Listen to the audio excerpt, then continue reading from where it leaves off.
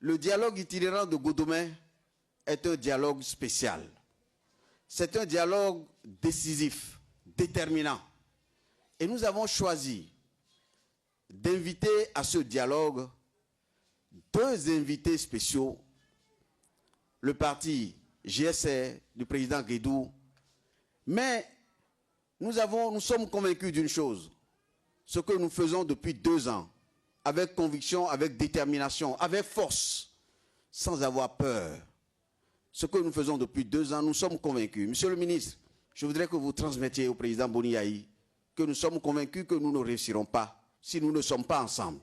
Nous sommes convaincus qu'ensemble, nous irons encore plus vite, nous irons encore plus loin et que, comme nous le savons tous, le 6 avril 2021, dans bientôt 4 mois, nous serons tous à Porto-Novo pour installer celui que le peuple béninois aura choisi. Le 6 avril, nous le choisirons. Nous sommes à la croisée des chemins. Dans quelques jours, nous allons rentrer dans la surface de réparation. Balle au pied. Dans quelques jours, nous allons amorcer le sprint final. Dans quelques jours.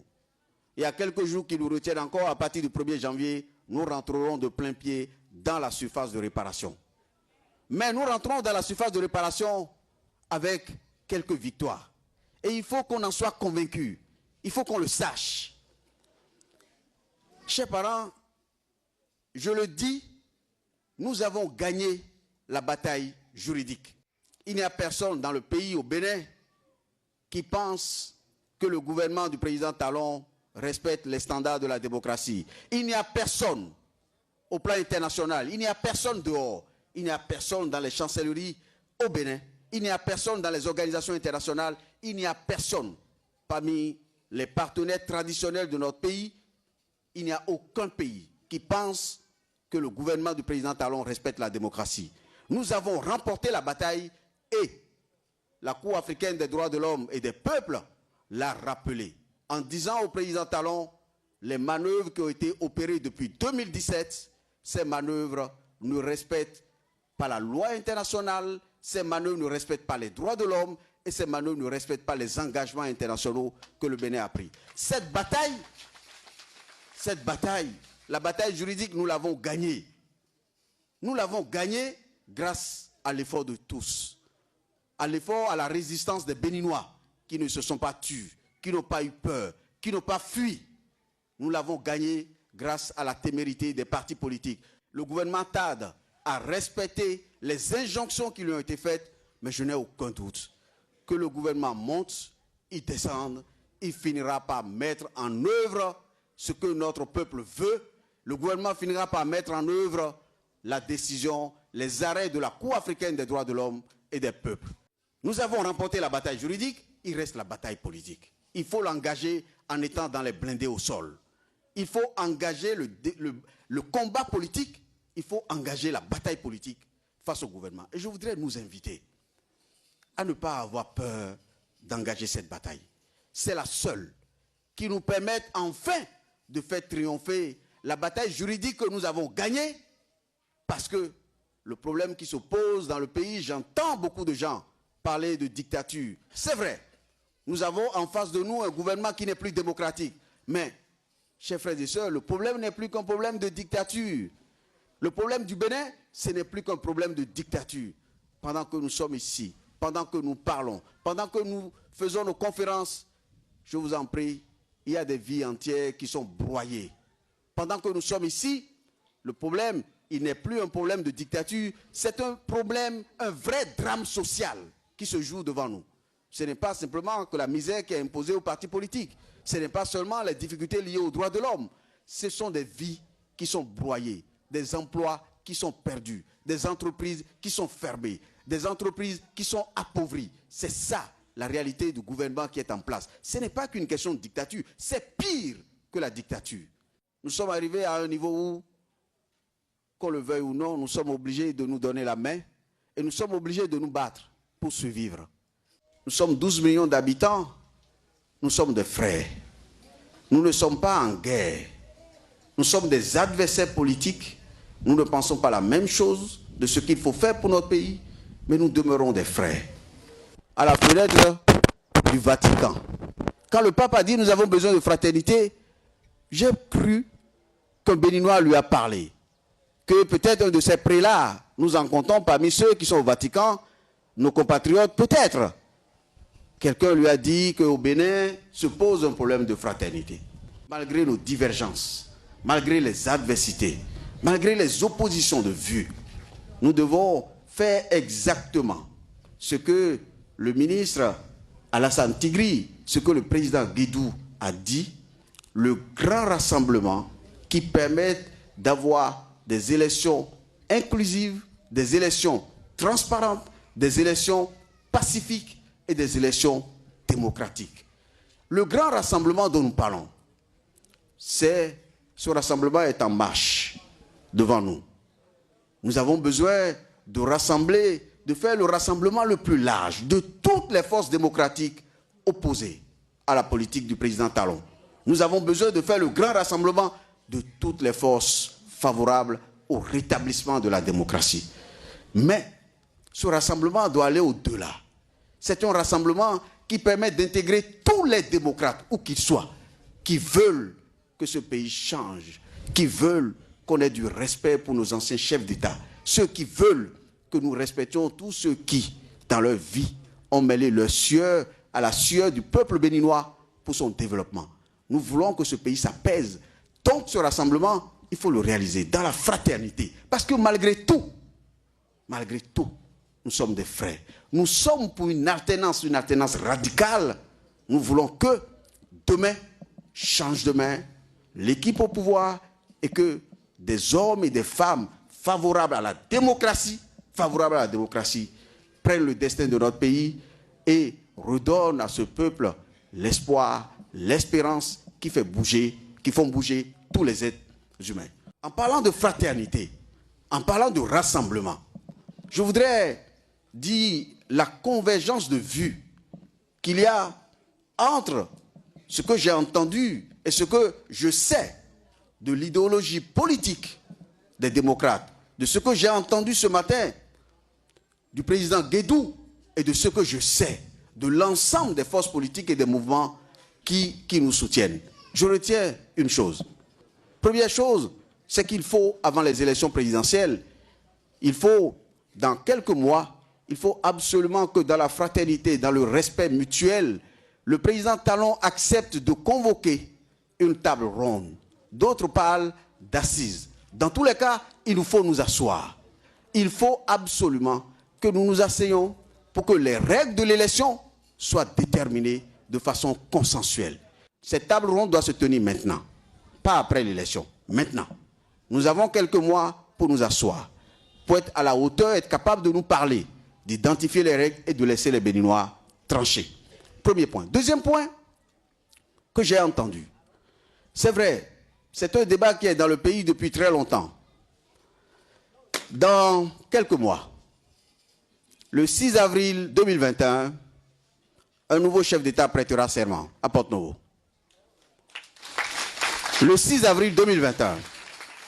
Le 6 avril 2021, un nouveau chef d'État prêtera serment à Porto-Novo.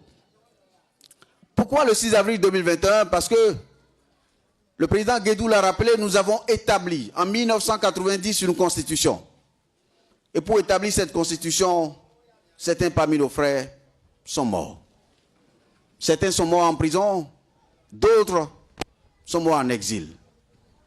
Et c'est dans ces conditions que nous avons ensemble, je répète, ensemble, que nous avons établi une nouvelle constitution. Cette constitution, elle est en marche depuis 1990. Et en application de cette constitution, nous élisons notre président pour 5 ans, renouvelable une fois. Le président est élu 5 ans, renouvelable une fois. Le président Soglo, qui a été élu, a prêté serment le 4 avril 1991. Le président Kérékou, qui lui a succédé, a prêté serment le 4 avril 1996. Et comme son serment n'était pas totalement conforme à la Constitution, la Cour constitutionnelle l'a rappelé et il a prêté serment 2 jours plus tard, le 6 avril. C'est à partir de ce moment que la prestation de serment du président de la République au Bénin commence désormais le 6 avril. celui qui a succédé au président Kérékou, le président Boni Yayi, 10 ans plus tard, a prêté serment le 6 avril 2006. 10 ans plus tard, lui-même s'en va. Celui qui a prêté serment, c'est le président Talon, le 6 avril 2016. Alors, à partir de ce moment, la question que l'on doit se poser, les Béninois ont élu le président Talon sur la base d'une constitution qui dit qu'il a été élu pour 5 ans, renouvelable une fois.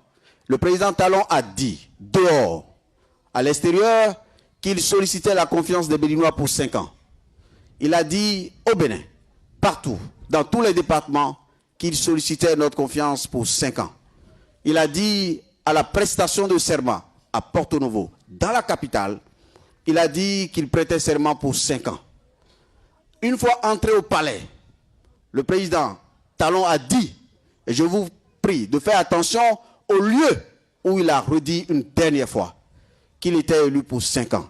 Il ne l'a pas dit dans le nouveau bâtiment. Le président Talon n'a pas dit dans le nouveau bâtiment où seul le président Yayi a travaillé. Le président Talon l'a dit. Il a rappelé qu'il était élu pour 5 ans et que de toutes les façons, il ferait un mandat unique. Il a dit dans le vieux bâtiment. Le vieux bâtiment où depuis Maga jusqu'au président Boni Yayi, tous les anciens chefs d'État ont siégé. C'est là, dans ce bâtiment symbolique, que le président Talon a dit que lui, il a été élu pour 5 ans et que de toutes les façons, il fera un mandat unique. Moi, dans mon esprit, pour moi, en écoutant ce que disent les Béninois, en connaissant le Bénin, ce pays, ce vieux pays, le Dahomey, qui est devenu le Bénin, le président Talon, il monte, il descend, il fera 5 ans par un jour de plus. Il fera 5 ans par un jour de plus. Aucune révision de la Constitution, aucune révision de la Constitution ne peut avoir pour conséquence de maintenir le président Talon dans ses fonctions au-delà du temps, du terme et de la durée que les Béninois lui ont donné. Nous l'avons élu pour 5 ans, nous n'avons pas élu le président Talon pour 5 ans, 45 jours. Aucune fraction du pays, aucun organe, aucune institution ne peut accorder un bonus à un chef d'État en lui accordant 45 jours. La fonction de président de la République du président Talon prend fin le 6 avril. À partir du 5 avril à minuit, le président Talon n'a ni légitimité, ni légalité. Il n'a plus la puissance. Il n'a plus la puissance et l'énergie que le peuple lui a donnée. Ce n'est pas une question politique. C'est une question technique. De dire à un chef d'État que pas un jour de plus sur son mandat ne peut lui être accordé par une révision constitutionnelle. C'est une question technique. Je voudrais inviter le gouvernement. Moi, je suis juriste. Je ne suis qu'un juriste. Je suis professeur de droit constitutionnel. Je voudrais dire au gouvernement, comme ce n'est pas une question politique, que le gouvernement regarde en son sein, que la majorité présidentielle regarde en son sein, et regarde, fouille, et envoie l'un de ses plus brillants juristes. Je demande au gouvernement, comme ce n'est pas une question politique, d'envoyer un de ses meilleurs juristes, chevronné aux questions constitutionnelles, pas un député, pas un ministre, un juriste, qu'il regarde le meilleur parmi eux. Moi, je suis prêt à en débattre avec eux. Je suis prêt à débattre sereinement, modestement, pour que plus jamais il n'arrive dans la tête d'un homme de croire que par une révision constitutionnelle habile, l'on peut voler au peuple quelques jours de plus. Le Bénin est un Bénin, nous sommes en démocratie depuis 1990. 5 ans, c'est 5 ans. 5 ans, ce n'est pas 5 ans plus 45 jours. Pour moi, ce débat est terminé.